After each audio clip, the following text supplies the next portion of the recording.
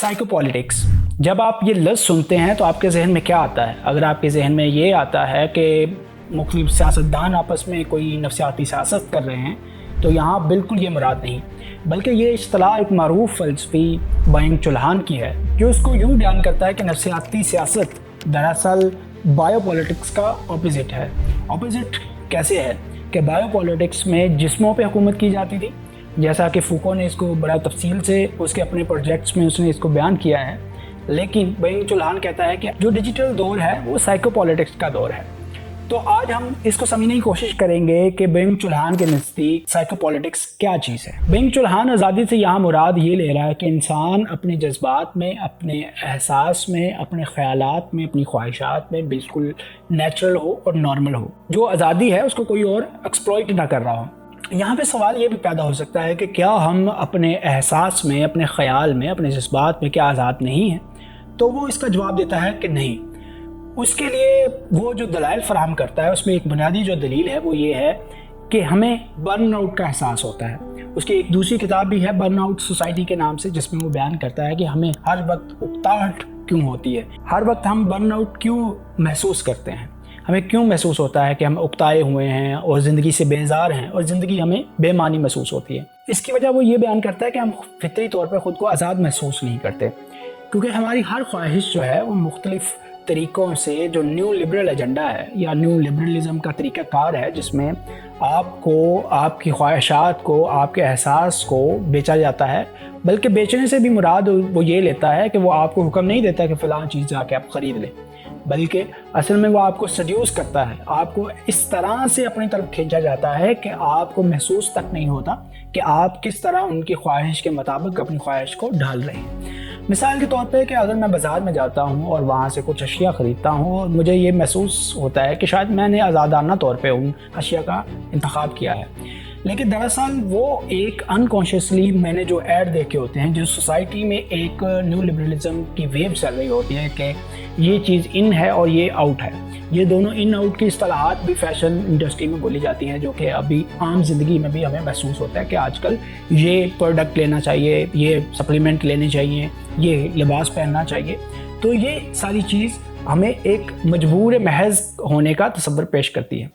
تو اس سے مراد ہرگز یہ نہیں ہے کہ اوپر چند لوگ بیٹھے ہیں جنہوں نے ہمیں کنٹرول کیا ہے اس طریقے سے جس طرح پہلے بادشاہ کنٹرول کرتے تھے، ایسا نہیں ہے، بلکہ اب ہر انسان خود اپنا آقا بھی ہے اور اپنا غلام بھی ہے، کیونکہ اب انسان خود کو ایک انسان کی حیثیت سے کم اور ایک پروجیکٹ کی حیثیت سے زیادہ دیکھتا ہے۔ اور پروجیکٹ سے کیا مراد ہے؟ پروجیکٹ سے یہ مراد ہے کہ میں نے زیادہ سے زیادہ پروڈکشن کرنی ہے اور زیادہ سے زیادہ مارکیٹ کے مطابق خود کو ڈھالنا ہے۔ تو ہر وقت انسان کے ذہن میں یہ جو ترقی کا تصور ہے اور اس ترقی کے تصور کے اندر ہی یہ چیز موجود ہے کہ میں نے خود کو مارکیٹ کے مطابق ہمیشہ بدلتے رہنا ہے۔ انسانی تاریخ میں کبھی بھی ایسا دور نہیں آیا کہ ہر سال کے بعد، 6 ماہ کے بعد کوئی نیا سافٹ ویئر لانچ ہو گیا، کوئی ایپ آ گئی، کچھ ٹیکنالوجی میں تھوڑی سی ترقی ہوئی تو انسان ڈپریشن میں چلا گیا کہ اس کو پھر اس کے مطابق خود کو ڈھالنا ہوگا۔ تو یہ ساری سچویشن جب پیدا ہوتی ہے تو ہماری آزادی کمپرمائز ہوتی ہے اور ہم آسانی سے خود اپنی مرضی سے غلام بننے کے لیے تیار ہو جاتے ہیں، بلکہ ہماری آزادی جو کہ ایک نعمت کے طور پہ اور سب سے ہائیسٹ رینک جس کا انسان رکھتا ہے، وہی ہماری غلامی کا سبب بن جاتی ہے۔ اسی طرح بینگ چولہان اس چیز کا بھی تذکرہ کرتا ہے کہ سمارٹ پاور استعمال ہو رہی ہے۔ سمارٹ پاور سے کیا مراد ہے؟ اس سے پہلے جو طاقت کے ہتھ کنڈے تھے یا مختلف طریقے سے لوگوں کو کنٹرول کیا جا رہا تھا، وہ بالکل نمایاں تھے۔ لوگوں کو اپنے دشمن کا بھی پتا تھا کہ یہ بادشاہ جو ہے، یہ قوم جو ہے وہ مجھ پہ جبر کر رہی ہے اور مجھے محکوم بنانا چاہ رہی ہے، یا بادشاہ چاہ رہا ہے کہ مجھے محکوم بنایا جائے۔ لیکن سمارٹ پاور کیا ہے؟ سمارٹ پاور یہ ہے کہ آپ غلام بھی بن جائیں اور آپ کو پتہ بھی نہ ہو کہ آپ غلام بن چکے ہیں۔ یہ سب کچھ کس طرح ہو رہا ہے کہ ہم خود اپنی مرضی سے جو ہے اپنے دشمن کو سمجھتے ہیں کہ وہ ہمارا فرینڈ ہے، ہمارا دوست ہے۔ مثال کے طور پہ میں کسی ویب سائٹ پہ جاتا ہوں اور اس پہ وہ میرا ڈاٹا مانگتا ہے، یا آلریڈی ان کے پاس جو ڈاٹا ہوتا ہے، کوکیز وغیرہ ہیں، وہ ایک ایگریمنٹ کے طور پہ میرے سامنے ایک لمبا سارا ڈاٹا پیش کرتا ہے۔ اور انسان کے پاس اتنا ٹائم نہیں ہوتا، یا ہر انسان اس قابل نہیں ہوتا کہ اس کے پرون اینڈ کونس جو ہیں، اس کے نفع نقصان کو سمجھ سکے، تو وہ اس پہ سائن کر دیتا ہے، یعنی ایگریمنٹ کو ہم کلک کرتے ہیں اور ڈن کر دیتے ہیں۔ تو اس ذریعے سے ہماری انفارمیشن، ہماری خواہش ایک الگوریدم میں ڈھل جاتی ہے اور ان کے پاس ہم ایک اپنا پورشن، اپنی ذات، اپنی شخصیت کا ایک حصہ اس کو کاٹ کے دے دیتے ہیں۔ تو اس کے ذریعے ان کے پاس ہمارا ڈیٹا چلا جاتا ہے اور ایک طرح سے ہماری خواہشات پہ ہم کیا سوچتے ہیں، ہمارے خیالات پہ ان کا ایک طرح سے کنٹرول جو ہے وہ آ جاتا ہے۔ اس میں جو بنیادی کردار چیز ادا کرتی ہے وہ یہ کہ ہم اپنے دشمن کو پہچانتے نہیں۔ جس طرح اس سے پہلے جو ڈسپلنری سوسائٹیز تھی، ڈسپلنری سوسائٹیز سے مراد یہ ہے کہ جب کنٹرول کیا جاتا تھا چیزوں کو زبردستی، اس میں بالکل نمایاں سے ہمیں چیزوں کا پتہ چلتا تھا۔ اب کیونکہ اتنے سافٹ طریقے سے ہمیں کنٹرول کیا جا رہا ہے کہ ہم بالکل اس کے بارے میں واضح نہیں ہوتے، اور اس میں جو بنیادی چیز کردار ادا کرتی ہے وہ ہے کہ انسان کے اندر جو لالچ ہے، ہوس ہے، یا انسان کے اندر جو دوسرے دائیات ہیں یا جو فطرت انسان کی پائی جاتی ہے، اس پہ بڑے بڑے جو ماہر نفسیات ہیں انہوں نے کام کیا ہوتا ہے، ان کے کام کو ایکسپلوئٹ کرتے ہیں یا ان کو پروجیکٹ ہی ایسے دیے جاتے ہیں کہ وہ انسان پہ کام کریں، اور پھر وہ ملٹی نیشنلز کمپنی کو وہ ڈیٹا دیتے ہیں اور وہ اس ڈیٹا کو ایکسپلوئٹ کر کے جو ہے وہ کنٹرول کیا جاتا ہے آسانی کے ساتھ۔ تو یہ ایک طرح کی سمارٹ پاور ہے، اور سمارٹ پاور اس دھاگے کی طرح ہے یا اس ڈھوری کی طرح ہے جیسے مکڑی کا ایک جالا ہوتا ہے۔ وہ کبھی کبھار ہمیں دیکھنے میں نظر نہیں آتا، لیکن وہ ہماری آنکھ کے اندر چلا جاتا ہے اور ہماری جو بینائی ہے یا بصارت ہے اس کو بالکل ہی ڈیمیج کر دیتا ہے، اس کے لیے خطرناک ثابت ہوتا ہے۔ تو یہ جو سمارٹ پاور ہے یہ بھی سائیکو پولیٹکس کی ایک قسم ہے۔ بینگ چولہان چوہے اور سانپ کی مثال دے کے بھی ہمیں یہ سمجھانے کی کوشش کرتا ہے کہ سائیکو پولیٹکس جو ہے وہ کس طرح سے کام کرتی ہے۔ مثلاً چوہا جو ہے زمین کے اندر بل بناتا ہے اور اس میں وہ رہتا ہے اور فطری طور پہ اپنی زندگی گزارتا ہے، یہ ایک روایتی طرح کے انسان کی مثال پیش کرتا ہے۔ جبکہ سانپ جو ہے وہ اپنی کھال بدلتا ہے اور ہر موسم کے ساتھ اس کو اپنی کھال تبدیل کرنی پڑتی ہے۔ تو بینگ چولہان چوہے اور سانپ کی مثال دے کے ہمیں یہ سمجھانے کی کوشش کرتے ہیں کہ یہاں پہ جو فریڈم ہے، اور فریڈم کے معنی کیا ہے کہ ہمہ وقت خود کو تبدیل کرتے رہنا۔ وہ کہتا ہے کہ flexibility is not a freedom, کہ آپ ہر وقت تبدیل ہوتے رہیں یہ آزادی کی علامت نہیں ہے، بلکہ یہ ایک نیو لبرلزم کا ایجنڈا ہے جس کے تحت ہمہ وقت آپ کو ایک پروڈکٹ کی طرح استعمال کیا جاتا ہے۔ بینگ چولہان سے پہلے فوکو بھی اس کی طرف اشارہ کر چکا ہے، لیکن فوکو کا کہنا یہ ہے کہ جسم کو کنٹرول کیا جاتا ہے، اور اس میں ایک تقسیم اور بھی ہے۔ اس سے پہلے جو بادشاہ ہوتے تھے وہ کسی بھی انسان کو موت کی گھاٹ اتارنے کا اقتدار رکھتے تھے اور اختیار رکھتے تھے، لیکن جو جدید سرمایہ دارانہ نظام ہے اس میں کسی کو موت کی گھاٹ نہیں اتارا جاتا، بلکہ اس کو زندگی دی جاتی ہے اور زندگی کے ساتھ فریڈم دی جاتی ہے۔ اس کو اس طرح سے آزاد رکھا جاتا ہے کہ وہ زیادہ سے زیادہ سرمایہ میں اضافے کا سبب بنے۔ تو یہ بھی ایک خاص قسم کی موت ہے جس پہ فوکو جو ہے روشنی ڈالتا ہے۔ فوکو کہتا ہے کہ یہ طریقہ کار جو ہے وہ 17ویں صدی سے شروع ہوتا ہوا ہمیں دکھائی دیتا ہے۔ اس میں وہ مثال دیتا ہے کہ یہی طریقہ کار ہمیں اسکولوں میں، ہاسپٹلز میں، حتیٰ کہ جیلوں میں بھی نظر آتا ہے۔ مثلاً اسکول کے اندر ایک خاص قسم کا ڈسپلن ہوتا ہے کہ یہ آپ نے وردی پہنی ہے، اتنے بجے آپ نے آنا ہے، اتنے بجے آپ نے جانا ہے، یہ آپ نے کھانا ہے، اس طرح کے بال آپ نے بنانے ہیں، اور یہی صورتحال جیلوں کے اندر ہمیں دکھائی دیتی ہے، اور یہی صورتحال آپ کو ہاسپٹل میں دکھائی دیتی ہے۔ تو یہ سب کیا ہے؟ یہ ایک طرح کا ڈسپلنری سوسائٹی ہے کہ آپ ہر ایک کو ڈسپلن میں کر کے رکھیں تاکہ ان کو کنٹرول میں کیا جا سکے۔ فوکو اس کی مثال اس طرح بھی دیتا ہے جیسے پینپٹیکون مثال کے طور پہ کہ ارد گرد جو ہے وہ ایسے گلائی میں قیدیوں کے کمرے بنائے جاتے ہیں اور درمیان میں جو ہے سیکورٹی گارڈ کو کھڑا کیا جاتا ہے تاکہ وہ ہمہ وقت چاروں طرف جو ہے وہ نظر رکھ سکے اور تاکہ ان کو آسانی سے کنٹرول کیا جا سکے اور ان کے سامنے وہ ایک طرح سے ٹرانسپیرنٹ طریقے پہ انہیں دکھائی دے سکے۔ تو یہی طریقہ کار جو ہے نیو لبرلزم نے اپنایا ہے، لیکن اب پینپٹیکون ایسا نہیں ہے کہ جیل خانے کے باہر ہو، جیسا کہ وہاں سیکورٹی گارڈ جو ہے وہ قیدیوں کے کمرے سے باہر ہوتا ہے، لیکن جدید جو صورتحال ہے اس میں پینپٹیکون کے اندر ہی ہوتا ہے گارڈ، لیکن وہ قیدیوں کے کمرے کے اندر بھی ہوتا ہے۔ مثال کے طور پر میرے پاس فون ہے تو سیل فون سمجھے کہ ایک طرح کا سیل ہی ہے، جس طرح قیدیوں کا سیل ہوتا ہے، تو وہ ایک طرح سے اندر میں استعمال کر رہا ہوں تو وہ ایک طرح سے میرے کمرے کے اندر بھی آ گیا۔ اب وہ مجھ پہ پورا جو ہے وہ نظر رکھ سکتے ہیں، کنٹرول کر سکتے ہیں، اور اسی سے بگ ڈیٹا جو ہے وہ جنریٹ ہوتا ہے تاکہ انسانوں کا معائنہ جو ہے زیادہ سے زیادہ کیا جا سکے اور ان کو سمجھا جا سکے اور ان کو کنٹرول کیا جا سکے۔ بینگ چولہان پازیٹیوٹی کا بھی ذکر کرتا ہے اور اسے وہ اس طرح سے قرار دیتا ہے کہ ہیلنگ از کلنگ۔ اس سے کیا مراد ہے؟ اس سے مراد یہ ہے کہ جتنے بھی موٹیویشنل اسپیکرز ہیں وہ پازیٹیوٹی کی بات کرتے ہیں اور ہمہ وقت پازیٹیوٹی کی بات کرتے ہیں کہ انسان ہمہ وقت پازیٹیو رہنا چاہیے، اس کے انسان کے ذہن میں یا زندگی میں کوئی بھی نیگیٹو چیز نہ آئے۔ جب اس سطح پہ جا کے موٹیویشنل اسپیکرز یا فار ایگزامپل جو صحت کے سپلیمنٹس ہیں یا ہمہ وقت ڈاکٹرز جو ہے وہ تلقین کرتے رہیں گے تو یہ ایک طرح کا نیا مذہب جو ہے وہ تراشا جا رہا ہے۔ اس طرح صحت کو پوچھتے ہیں نعوذ باللہ جیسے کہ وہ خدا ہو۔ यानी आपने ना बीमार पड़ना है, ना आपको कोई मसला होना चाहिए। सारे जो पैसे हैं वो एक तरह से आपके जितने भी इनकम है, कमाई है, वो सारी इसी पे खर्च हो जाती है। आपको खांसी भी नहीं आनी चाहिए, आपको छींक भी नहीं आनी चाहिए। इतना जो है बंद शीशों में इंसान को रखने की कोशिश की जा रही है। तो ये कैसे हो रहा है? इसके पीछे जो है वो फार्मास्यूटिकल कंपनीज का एक बहुत बड़ा शेयर है कि हमा वक्त लोगों को पॉजिटिव रखने के लिए सप्लीमेंट्स दिए जाए, मोटिवेशनल स्पीकर्स फराहम किए जाएँ जो हमा वक्त इंसान को पॉजिटिव रखे।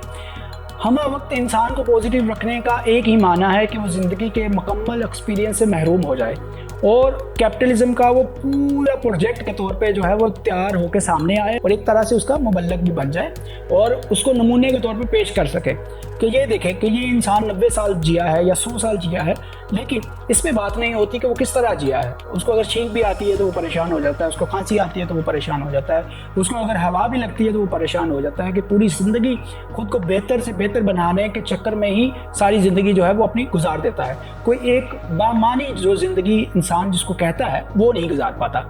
तो ये इसी को बयान करते हुए वो कहते हैं कि हीलिंग इज़ किलिंग। तो ये जो सारा पॉजिटिविटी का माहौल है ये फितरी नहीं है, क्योंकि इंसानी तारीख में कभी भी इंसान ज़ाहिर इस तरह से पॉजिटिव नहीं रहा है। जैसे फॉर एग्जांपल कि नीचे के यहाँ नेगेटिविटी के मानी सफरिंग के हैं और सफरिंग से मानी पैदा होते हैं। हम ज़िंदगी को एक बामानी ज़िंदगी समझते हैं, उसके अंदर हम मानी तलाश करते हैं, अपनी ज़िंदगी को एक बामानी ज़िंदगी तसव्वुर करते हैं। तो ये जो सारा तसव्वुर है पॉजिटिविटी का, ये हमारी ज़िंदगी को बेमानी बना देता है, क्योंकि ये ह्यूमनली पॉसिबल नहीं है अनटिल अनलेस कि आप न्यू लिबरलिज्म के एक एजेंडे के तौर पे, एक प्रोडक्ट के तौर पे खुद को बना लें। वहीं चुल्हान नोमी क्लाइन की भी बात करता है, जिसने एक नफ्सियाती पैटर्न जो है वो दुनिया को फराहम किया था, जिसमें इंसान को जो है वो रखा जाता था, नींद की गोलियां दी जाती थी उसको और उसको बंद रखा जाता था कमरों में और उसको शॉक दिए जाते थे। कोल्ड वॉर्स के दरमियान भी इनके तजुर्बों को जो है वो आजमाया गया है। तो चुल्हान कहता है कि जैसे डॉक्टर शॉक ने भी ये बयान किया है, जैसे कोई कुदरती आफात वगैरह आती हैं, फॉर एग्जाम्पल कि ज़ल्ज़ला आ गया या कहीं आग लग गई या मिसाल के तौर पर कोई जंग वगैरह हो गई, तो उसमें इसी तरीक़ाकार को जो है वो न्यू लिबरलिज्म अख्तियार करता है। तो इंसानों की जो पुरानी शनाख्तें हैं उनको ख़त्म करके नई शनाख्त बनाने की कोशिश की जाती है, जैसा कि नोमी क्लाइन ने इन तजर्बों में करने की कोशिश की है। तो एक तरह का न्यू लिबरलिज्म हर वक्त आपको कोई ना कोई शौक जो है वो देता रहता है। मिसाल के तौर पर कि माहौलियात का मसला बन गया है, तो वो एक तरह का शौक है जिससे आपको शौक दिला के और आपको पैरेलल कर दिया जाता है ताकि आप कोई रेजिस्टेंस शो ना करें और आप अपने आप को उनके हवाले कर दें, क्योंकि आपके पास तो इतना डाटा है नहीं, आप तो इतनी तहकीक नहीं कर सकते। एक आम इंसान इतना किसी भी चीज़ के अंदर डीप नहीं जा सकता और सारा बिग डाटा उन्हीं के कंट्रोल में है। तो इस चीज़ को भी चुल्हान जो है साइकोपॉलिटिक्स करार देता है। वहीं चुल्हान जॉर्ज ऑरवेल की भी बात करता है, जिसने अपने नावल 1984 में एक थिंक क्राइम का तस्वर दिया था कि आप किसी को सोचने पे भी जो है वो गिरफ्तार कर लें कि अगर वो गवर्नमेंट के ख़िलाफ़ कोई सोच भी रहा है तो उसको कैसे कंट्रोल किया जाए। तो जॉर्ज ऑरवेल ये बयान करता है कि न्यूज़ स्पीक का तरीकाकार ये है कि आप अल्फाज को कम से कम कर दें ताकि वो सोच ही ना पाए, इंसान की सोचने की आज़ादी महदूद हो जाए। फ्रीडम का लफ्ज़ फॉर एग्जाम्पल डिक्शनरी से आप निकाल दें ताकि वो फ्रीडम के बारे में सोच ही ना पाए। लेकिन चुल्हान इस तरफ इशारा करता है कि आज का जो बिग ब्रदर है, जैसा कि बिग ब्रदर का तस्वर 1984 के उस नावल में दिखाया जाता है कि big brother is watching you, कि बड़ा भाई आपको देख रहा है, यानी कि वो जो ताकतवर हस्ती है जिसके कंट्रोल में सब कुछ है, तो वो आपको देख रही है और आपका सब कुछ कंट्रोल कर रही है। लेकिन वो तब होता था कि लफ्ज़ों को कंट्रोल कर लिया जाए और डिक्शनरी को कम से कम कर दिया जाए। लेकिन आज का तरीक़ाकार क्या है कि बिग ब्रदर जो है वो आप पे मुस्कुराता है और आपकी डिक्शनरी को वसी कर देता है। मसलन कि आपको ज़्यादा से ज़्यादा इन्फॉर्मेशन फराहम करता है, ज़्यादा से ज़्यादा अल्फाज फराहम करता है ताकि एक आम जो सुनने वाला इंसान है, देखने वाला इंसान है, वो पजल होकर रह जाए और उसको समझ ना आए कि सच क्या है और हकीकत क्या है। और ना वो ज़ाहिर है ये जान पाएगा और ना वो रेजिस्ट कर पाएगा, क्योंकि वो समझ ही नहीं आएगी उसको कि क्या हकीकत है। हकीकत को अल्फाज के गोरखधंधों में उलझा दिया जाए। तो ये बिग ब्रदर की एक नई चाल है और बिग ब्रदर जो है एक फ्रेंडली फेस के साथ आपकी ज़िंदगी में दाखिल होता है, जैसे नहीं जैसे कि 1984 में जॉर्ज ऑरवेल बयान करता है, बल्कि अब वो बहुत प्यार से, मोहब्बत से, शफकत से आपके साथ पेश आएगा और आपको कंट्रोल करेगा। वहीं चुल्हान जो है वो इमोशनल कैपिटलिज्म की भी बात करता है। वो कहता है कि आज का जो सरमायादाराना निज़ाम है या न्यू लिबरलिज्म है वो ज़्यादा से ज़्यादा आपको जज्बाती बनाता है। लेकिन यहाँ पे सवाल पैदा होता है कि क्या इससे पहले इंसान जो है वो जज्बात नहीं रखता था। तो बिन चुल्हान जो है इसको दो तरह जो है तकसीम करता है, वो एहसास और जज्बात में फ़र्क करता है। वो कहते हैं जज्बात जो है वक्ती होते हैं, आर्जी होते हैं और फौरी होते हैं, जबकि एहसास जो है वो देरपा होते हैं और उनका असर भी गहरा होता है। तो जो पुरानी रवायात थी उसमें इंसान के अंदर एहसास पाया जाता था वो देर पा था اور جو موجودہ رجحان ہے جس میں کہ سوشل میڈیا ہے، ایڈز ہے، یا آپ کے اندر خواہشات کا پیدا کرنا ہے، وہ جذبات کے ذریعے ہوتا ہے اور آپ کو جذباتی بنایا جاتا ہے زیادہ سے زیادہ تاکہ اس کو کیپٹلزم میں ڈھالا جا سکے. اور جو روایتی انسان ہے جو جس کے اندر احساس ہے اس کو سرمایہ دارانہ نظام میں ڈھالنا جو ہے وہ زیادہ مشکل ہے. تو ایموشنل کیپٹلزم جو ہے وہ پورا ایک سیٹ اپ ہے، پورا ایک نظام ہے، آپ کو کس طرح جو ہے اس کے ذریعے غلام بنایا جاتا ہے. تو وہ کہتا ہے کہ جو جذبات ہیں وہ ایک طرح سے کیپٹلزم کا یا سرمایہ دارانہ نظام کا ایک طرح سے را مٹیریل ہیں جس کو استعمال کر کے وہ ایک فنش گڈ میں تیار کرتے ہیں. اس کی مثال وہ یہ بیان کرتا ہے گیمیفیکیشن ہے یا جو گیمز ہے اس کے ذریعے بھی کیپٹلزم جو ہے وہ کس طرح کام کرتا ہے. مثال کے طور پہ اس سے پہلے جب انسان گیم کھیلتا تھا، مثلا یونان میں، روم میں، یا فار ایگزامپل کہ ہر ملک میں، ہر تہذیب میں جو ہے وہ گیمیں ہوتی تھیں، ان کا مقصد کھیل ہوتا تھا. لیکن اب کھیل کا مقصد جو ہے وہ پیداواری عمل ہے.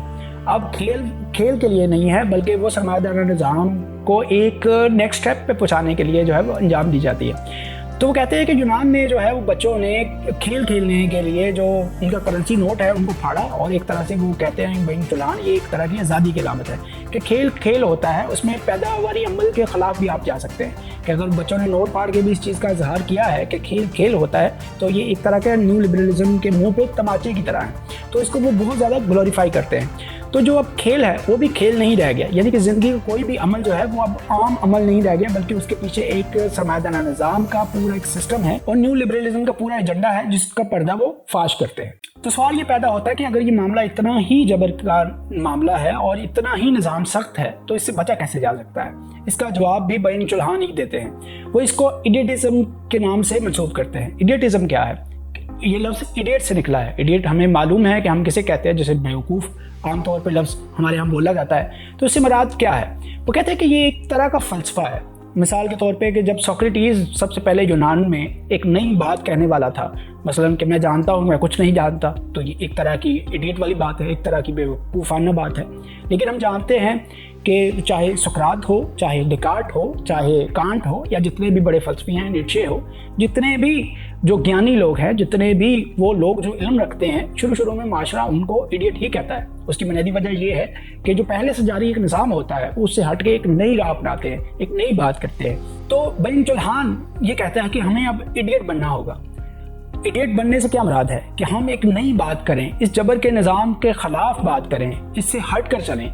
اچھا یہ نہیں ہے کہ اس جبر کے نظام کے اندر جو آپشن موجود ہیں اسی میں سے کسی اور ایک آپشن کو ہم اڈاپٹ کر لیں. وہ کہتے ہیں نہیں، یہ بالکل جو ہے احمقانہ بات ہوگی. وہ کہتے ہیں کہ بیوقوفوں کو بھی قسمیں ہوتی ہیں، یعنی جو پرانا بیوقوف تھا یا ایڈیٹ تھا وہ ایک طرح کی وزڈم اس سے پیدا ہوتی تھی، لیکن جو نیا بیوقوف ہے وہ بالکل سطحی قسم کا بیوقوف ہوتا ہے، اس سے کوئی قوم کو یا خود اس کو بھی فائدہ نہیں ہوتا. تو جو سمارٹ ایڈیٹ ہے تو وہ اس جبر کے نظام کے خلاف جو ہے وہ خود کو بناتا ہے. وہ کسی گوشے میں چلا جاتا ہے، وہ اس پہ غور و فکر کرتا ہے، اس نظام کے اندر جو ہے وہ خود کو نہیں ڈالتا. اس کو نہ کہنے کی طاقت اس کے اندر ہوتی ہے، چاہے اس کی بات سننے والا چاہے ایک شخص موجود ہو. وہ کہتا ہے کہ آپ دیکھیں مثال کے طور پہ کہ آپ زندگی میں معنی کیسے پیدا کر سکتے ہیں. مثال کے طور پہ آپ ایک چھوٹے سے بچے کو جو ہے حرکتیں کرتے ہوئے دیکھتے ہیں، وہ کوئی چیز توڑ رہا ہے، وہ کسی کو شرارت کر رہا ہے، تو کہہ رہے ہیں کہ یہ ایک ایڈیٹ کی قسم ہے. تو جو ایک سمجھدار ایڈیٹ ہے اس کو بھی ایک بچے کی طرح ہی ایڈیٹ ہونا چاہیے کہ وہ اس طرح کی شرارتیں کرے یا اپنی زندگی کو اس طرح گزارے کہ وہ سسٹم کے اندر ڈھل نہ پائے اور اپنی زندگی کو اس طرح وہ معنی بنائے. تو اگر ہم اس کو کنکلوڈ کرنا چاہے تو بین چلہان یہ کہتا ہے the idiot says no to productivity, to transparency and to optimization. یعنی کہ ان سب چیزوں کا وہ انکار کرتا ہے، پروڈکٹیوٹی کا اور شفافیت کا کہ ہر چیز میں ٹرانسپیرنٹ چاہیے، اس کا وہ انکار کرتا ہے اور ایڈیٹ کہلاتا ہے، لیکن وہ ایک آزادانہ زندگی گزارتا ہے. تو نتیجے کے طور پہ اگر ہم بین چلہان کے سائیکو پولیٹکس کو سمجھنا چاہے جس کو وہ بہت ہی عمدہ طریقے سے بیان کرتا ہے تو وہ یہ کہتے ہیں کہ سائیکو پولیٹکس میں طاقت اتنی نرم، میٹھی اور دلکش ہو چکی ہے کہ ہمیں اس کا احساس تک نہیں ہوتا. نیو لبرلزم نے آزادی کو ایک دھوکہ بنا دیا ہے اور افراد خوشی خوشی اپنی نگرانی، استحصال اور غلامی میں حصہ لے رہے ہیں، مگر خاموشی، سستی اور لا تعلقی کو چھوٹی چھوٹی کوششیں اب بھی مزاحمت کا دروازہ کھول سکتی ہیں اور ہم اس سے آزاد ہو سکتے ہیں. آج کا موضوع یہیں تک تھا. انشاءاللہ اگلی ویڈیوز میں ہم نئے موضوعات کے ساتھ آپ کے سامنے پیش خدمت ہوں گے اور کوشش ہوگی کہ ہم کس طرح مل کر اپنی زندگی کو بہتر سے بہتر بنا سکیں اور جو جدید ہتھ کنڈے ہیں یا اس طرح کی چیزیں ہیں کس طرح خود کو بچا سکتے ہیں اور ایک بحیثیت انسان ہم ایک خوشی والی ایک آزادانہ زندگی گزار سکیں.